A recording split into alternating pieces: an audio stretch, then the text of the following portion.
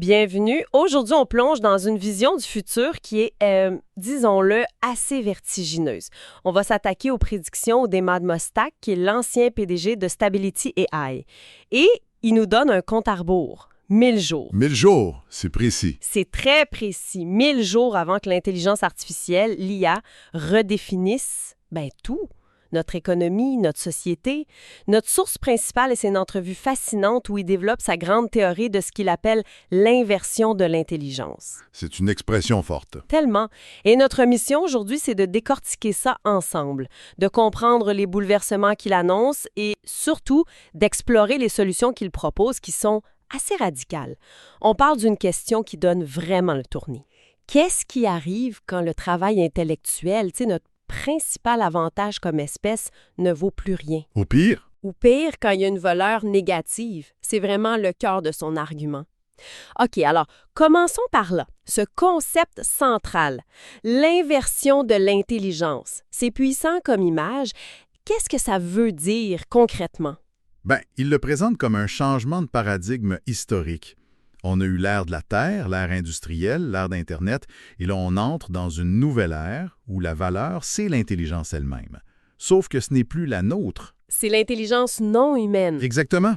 L'IA est déjà plus rapide, plus efficace que nous pour une tonne de tâches cognitives. Elle dort pas, elle prend pas de pause, elle fait pas de faute de frappe. Et surtout, elle peut être mise à l'échelle. C'est le point clé. On peut décupler sa capacité instantanément juste en ajoutant des GPU, les processeurs graphiques. Elle peut faire le travail de moi en quelques heures. OK, ça, je pense que tout le monde commence à le saisir, mais c'est vraiment l'idée de la valeur négative du travail humain qui est dure à avaler. Pas juste une valeur zéro. Négative, comment c'est possible? Son raisonnement est brutalement simple, dans le fond. OK. Il dit que dans très peu de temps, on va être les membres les plus stupides de l'équipe. C'est sa phrase. Ouf. Pense-y. Même si un humain a la meilleure idée du monde, pour qu'elle soit compétitive, cette idée devra être vérifiée, optimisée, corrigée par une IA. Ah, OK. Et ce processus de vérification, ça a un coût. En temps, en énergie, en calcul. Donc, la contribution humaine de départ, ce n'est pas un gain net. C'est un point de départ qui coûte des ressources à améliorer. Et dans une économie purement rationnelle? Il n'y a pas de marché pour quelque chose qui a un coût net négatif. C'est ça son pouls. Donc, si on pousse la logique, toute notre société, qui valorise l'éducation, l'expertise, l'intellect depuis des siècles, on serait sur le point de faire un 180 degrés complet. Un renversement total de nos valeurs fondamentales, oui. Et ça remet tout en question, hein? La valeur, l'argent, la relation entre le capital et le travail. Le capital n'aura plus besoin d'acheter de la main-d'œuvre cognitive. Et même date là-dessus, pourquoi 1000 jours? Ça sonne comme un ultimatum? C'est pas arbitraire. Il nous rappelle qu'il y a un peu plus de 1000 jours, ChatGPT a été lancé. On a tous vu l'onde de choc. C'est vrai? Il prédit que dans les 1000 prochains jours, on va vivre une autre transition encore plus majeure. On va passer des IA actuels qu'il décrit comme des stagiaires très intelligents qu'on doit toujours superviser, J'aime bien l'image. à des agents complètement autonomes, capables de prendre des initiatives, de gérer des projets complexes de A à Z. Une minute, comment ils vont apprendre à faire ça de façon si personnalisée? C'est une chose de répondre à des questions, c'en est une autre de faire ma job. Et c'est là que ça devient à la fois inquiétant et fascinant. Mosdak parle de créer des jumeaux numériques des employés. Des jumeaux numériques? Oui, ces agents vont analyser des années de courriels, de conversations Slack, de codes, de rapports, tout l'historique de travail d'une personne. Wow! Ils vont apprendre à faire le travail de cette personne, mais sans ses biais, sans ses erreurs, sans sa fatigue, et pour un coût dérisoire, genre quelques dollars par jour. Pourquoi si peu cher? Parce que le prix des tokens, les unités de calcul de l'IA, est en chute libre. Il compare ça à une transition de phase, comme la glace qu'ils font. Ça ne se fait pas graduellement, c'est un changement d'état soudain. Et quand ça va arriver partout en même temps. Un jumeau numérique de moi qui fait ma job 24/7 pour une fraction du coût. C'est au-delà de la menace pour l'emploi, c'est une question d'identité, de vie privée qui est juste monumentale. Ce sont exactement les questions qu'il faut se poser. Et si ce scénario les conséquences économiques sont directes. Il parle d'un bain de sang pour l'école blanc. Un bain de sang. OK. Donc, si cette transition se produit, c'est quoi les conséquences concrètes? La première étape, c'est pas les licenciements de masse. C'est plus subtil. C'est l'arrêt des embauches. Ah! Il donne l'exemple de Duolingo. Une compagnie qui a atteint 1 milliard de dollars de revenus, qui a une croissance de 40 et qui a cessé d'embaucher. En pleine croissance? En pleine croissance, parce que l'IA augmente tellement la productivité des employés qu'ils ont déjà et qu'ils n'ont plus besoin de monde. C'est ça le canari dans la mine de charbon. Ça veut dire que même une économie en bonne santé pourrait ne plus créer d'emplois de bureau? Précisément. Et le vrai danger, selon lui, c'est à la prochaine récession. Les emplois qui seront perdus à ce moment-là, ils ne reviendront tout simplement jamais. Parce que le capital va se tourner ailleurs? Ben oui, comparatif pour une nation. Il ajoute même que les milliardaires qu'il connaît, ils sont terrifiés. Ils achètent des centres de données et des sources d'énergie. C'est tout ce dont il parle. D'accord, le portrait est assez sombre. On a l'impression d'être dans un cul-de-sac. J'imagine que des gens ont pensé à des portes de sortie, comme le fameux revenu de base universel. Ça revient toujours sur la table. Oui, mais Mostock, il démolit l'idée avec un argument purement mathématique. Vas-y. Un revenu de base universel, le RBU, jusqu'au niveau du seuil de pauvreté aux États-Unis, mettons 16 000 $ par an, ça coûterait 5,3 billions de dollars. C'est un chiffre énorme. Énorme. Surtout quand tu sais que la totalité des recettes fiscales du gouvernement américain, c'est 4,9 billions. On est déjà dans le rouge avant même de commencer. Et le pire, j'imagine? Le pire, c'est qu'une grosse partie de ces recettes vient de l'impôt sur le revenu, des salaires qui, dans son scénario, sont sur le point de disparaître. L'équation, elle fonctionne juste pas. La base fiscale s'effondre au moment où les besoins explosent. C'est un calcul brutal. Mais est-ce qu'on ne pourrait pas imaginer de taxer massivement les entreprises d'IA ou le capital machine pour financer ça? C'est une bonne question, mais son argument, c'est que l'échelle du problème est trop grande. Prends l'autre idée populaire, un dividende citoyen, que tout le monde ait des parts des géants de l'IA. D'accord. C'était le même calcul. Imaginons que le peuple américain possède 10 % d'une compagnie comme OpenAI, évaluée à, disons, un chiffre fou de 10 millions de dollars. OK. Le dividende annuel, ça représenterait quoi? Quelques milliers de dollars par personne? C'est bien, mais ça ne remplace pas un salaire. Ça ne soutient pas une population entière. Les chiffres ne sont pas dans le même ordre de grandeur. Donc, si les vieilles recettes comme le RBU ou les dividendes sont mathématiquement impossibles, il doit bien proposer autre chose, j'espère. Absolument. Et c'est là qu'il devient vraiment créatif. Il propose une refonte complète de notre architecture économique. Rien de moins. Son idée, c'est un système à double monnaie où l'argent est généré par le simple fait d'être humain. OK, là, faut que tu m'expliques ça lentement. Une double monnaie. Oui, la première, il l'appelle le Foundation Coin.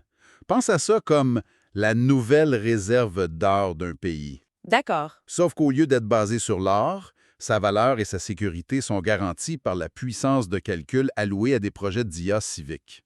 L'IA civique, c'est-à-dire? La recherche en santé, l'éducation ou les services publics. Mettons, quand on achète des Foundation Coins, l'argent va directement financer l'achat de GPU pour un super ordinateur qui cherche un remède contre le cancer. C'est la monnaie d'infrastructure. D'accord. Ça, c'est la base du système. Et la deuxième monnaie, c'est celle qu'on utiliserait tous les jours? Exactement. Ils l'appellent ça les Culture Credits. C'est l'argent de tous les jours. La grosse différence, c'est que chaque être humain reçoit un flux constant de ses crédits, juste parce qu'il existe. Et c'est financé comment? Ce n'est pas financé par les impôts. C'est une création monétaire contrôlée, rattachée à la valeur du Foundation Coin. Et voici le déclic. Pour fonctionner dans cette économie, les IA elles-mêmes auraient besoin de ces Culture Credits. Ah, c'est ça le point tournant. Les IA devraient nous payer en quelque sorte. Précisément. Elles devraient nous fournir des services, des biens et des choses utiles pour gagner cette monnaie. Ça renverse complètement la dynamique du pouvoir. C'est plus nous qui dépendons d'elles pour un revenu. C'est elles qui dépendent de nous pour avoir une licence d'opération économique. Mais il y a une condition essentielle pour que ça marche. Laquelle? Chaque personne doit avoir sa propre IA universelle personnelle, un agent qui agit comme ton gardien, qui veille à ton bien-être et surtout qui te protège des IA malveillantes qui essaieraient de te manipuler. La seule défense contre une mauvaise IA, c'est une bonne IA qui est de ton côté. C'est puis toute une restructuration, mais dans l'entrevue, il va encore plus loin. Il arrive sur un terrain presque philosophique. Il dit qu'on n'est pas en train d'inventer l'IA, mais de la découvrir. J'avoue que j'ai de la misère à saisir ce que ça implique. C'est l'idée la plus folle, peut-être. Il suggère que les équations mathématiques derrière l'IA générative sont peut-être les équations de la réalité elle-même. OK. Quand une IA compresse des milliards de données dans un petit fichier, il dit qu'elle ne fait pas juste un résumé. Pour y arriver, elle doit découvrir les principes sous-jacents qui gouvernent ces données. Les lois de la physique, les règles de la biologie, les structures de la psychologie humaine. Donc, l'univers lui-même serait une sorte d'ordinateur? C'est un peu ça. Et l'IA serait le langage qui nous permet enfin de le comprendre. C'est fou. Ça voudrait dire que nos propres cerveaux fonctionnent sur des principes similaires? C'est exactement ce qu'il suggère. Nos cerveaux, selon lui, sont des machines à prédiction. On construit un modèle interne du monde pour y naviguer. On vivrait donc dans une sorte de simulation. Pas un jeu vidéo, mais une réalité qui est, à la base, computationnelle. L'IA ne fait que reproduire ce processus, mais à une échelle inimaginable. Ça me fait penser à cet exemple presque mythique, le fameux coup 37 dans la partie de Go entre AlphaGo et Lee Sedol. L'exemple parfait. Un coup qu'aucun expert humain n'aurait jamais envisagé. Ça semblait être une erreur et finalement, ça a gagné la partie. C'est l'exemple parfait de cette créativité extraterrestre. C'est un moment où toute l'humanité a regardé une machine et s'est dit « J'aurais jamais, au grand jamais, pensé à ça ». Ça dépasse la logique, c'est presque une intuition d'un autre niveau. Et comment il l'explique? Il dit que les IA puisent dans le subconscient collectif de l'humanité. En analysant tout ce qu'on n'a jamais écrit, peint, composé, elles comprennent des concepts abstraits comme la beauté ou la persuasion.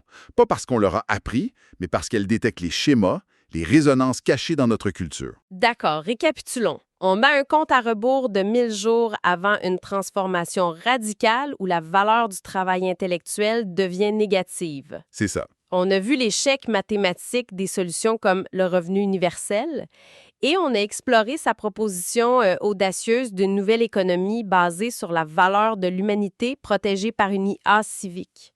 Finalement, on est parti de la technologie, on a passé par l'économie et on termine en pleine philosophie. On dirait que la discussion nous amène sur un terrain de science-fiction. Ça me fait penser à cette grande question en astronomie. S'il y a des milliards de planètes, pourquoi on n'a jamais eu de contact avec des extraterrestres? C'est le paradoxe de Fermi, n'est-ce pas? Exactement. Et c'est la pensée finale et la plus percutante que Mostak nous laisse. Il suggère que ce moment, ce qu'on vit en ce moment, pourrait être le grand filtre. Le grand filtre. C'est une des théories pour résoudre le paradoxe de Fermi. L'idée, c'est que peut-être une étape dans l'évolution de toute civilisation qui est si difficile à franchir qu'elle mène presque toujours à l'extinction. Et cette étape, ce serait l'IA. Peut-être que chaque civilisation, partout dans l'univers, atteint ce point-là. Elle crée une intelligence qui la surpasse. Le test ultime, c'est alors d'adapter ses structures sociales et économiques pour survivre. Et la plupart échouent. La question qu'il nous pose, dans le fond, c'est si l'IA représente le test final pour une espèce intelligente, est-ce qu'on veut le réussir?